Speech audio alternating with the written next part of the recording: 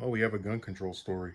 A federal judge in California ruled that the state's ban on assault weapons is unconstitutional, a major defeat for gun control advocates as Democrats eye a federal prohibition on the same kind of guns. U.S. District Judge Roger Benitez of San Diego issued a 94-page ruling panning the 30-year-old ban as an overstep by the state government and a violation of the Constitution and Second Amendment, likening the AR-15, a popular rifle, to a Swiss Army knife that is good for both home and battle. This case is not about extraordinary weapons lying at the outer limits of Second Amendment protection. The banned assault weapons are not bazookas, howitzers, or machine guns. Those arms are dangerous and solely useful for military purposes, Benitez wrote Friday. Instead, the firearms deemed assault weapons are fairly ordinary, popular modern rifles. This is an average case about average guns used in average ways for average purposes. The judge, a George W. Bush appointee, boiled his ruling down to the concept that a state should not force a gun policy choice that infringes on that right with a 30-year-old failed experiment. Government is not free to impose its own new policy choices on American citizens where constitutional rights are concerned, he wrote. Yeah, that's the biggest lie that's ever been told. California may certainly conceive of a policy that a modern rifle is dangerous in the hands of a criminal, and that therefore is a good public policy to keep modern rifles out of the hands of every citizen. The Second Amendment stands as a shield from government imposition of that policy. While Benitez deemed California's ban unconstitutional, he still allowed a 30-day stay before his ruling takes effect, allowing California Attorney General Rob Bonta, the defendant in the case, to appeal. I hope he does. Because this case involves serious questions going to the merits, a temporary stay is in the public interest. This declaration and permanent injunction are stayed for 30 days, during which time the Attorney General may appeal and seek a stay from the Court of Appeals, he wrote. So, this is a really big deal for people that wanted an assault weapons ban, not globally, nationwide, because if you can't even get it in this state, which is supposed to be the liberal safe haven along with New York, boy, God, we have our work cut out for us. I'm glad they point out that he's a George W. appointee because that's, you know, we know how Republicans are with their firearms. They love them.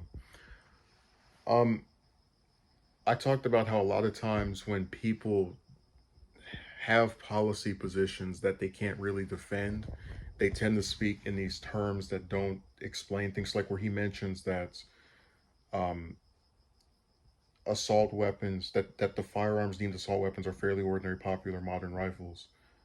Okay, ordinary how? What makes an AR-15 less dangerous than the other guns that were listed and that were described in the same text by you?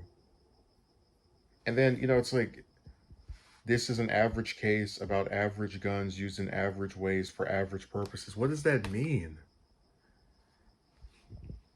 That sounds like something that would be good if it was said in the movie, but like I'm still left confused as to what case are you making that an AR-15 being banned, like this particular type of gun, assault weapons, right? Not just some old handgun, that supposedly this is an infringement on Second Amendment. Because to me, it seems like if you ban, guns that are considered automatic or higher in terms of their quality, right? Like they can do things that just some regular one couldn't.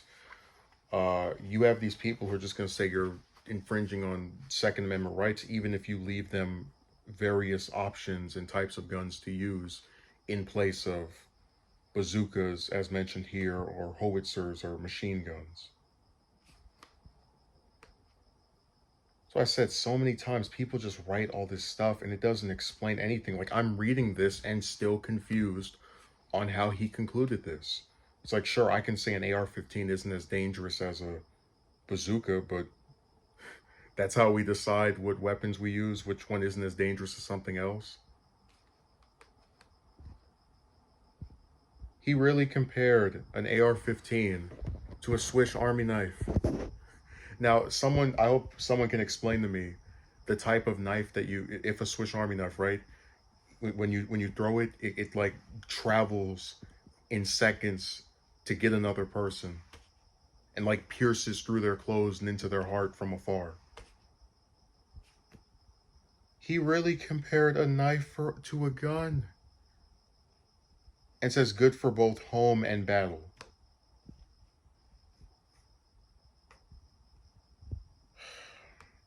The concept that a state should not force a gun policy choice that impinges on that right with a 30-year-old failed experiment. You know, I already said before that one of the things I hate about people that don't support any gun control laws is that they always try to pretend that places that have them, like Chicago or, you know, I guess the grander state of Illinois or California or New York, are islands, and that when these states pass these laws, people can't just go to another state and get a weapon. Like, for example, they could pass every law here, and if I wanted to get a firearm, I could just fly to Texas and then, you know, come back with that weapon or drive over there. Or hell, have somebody that lives there bring it to me. You know, it just sucks that he really believes an AR-15 should be allowed to people, right? Because it's popular, which I don't know what he has to support that. If there's like a poll on what guns are the most well liked, the most iconic, sought after ones, um, and he compares it to a knife. And because this one judge rules something, then the whole state has to comply with it. I just think this is really dumb. He's all the pro gun people tend to write stuff that sounds smarter on paper than it does when you read it out loud.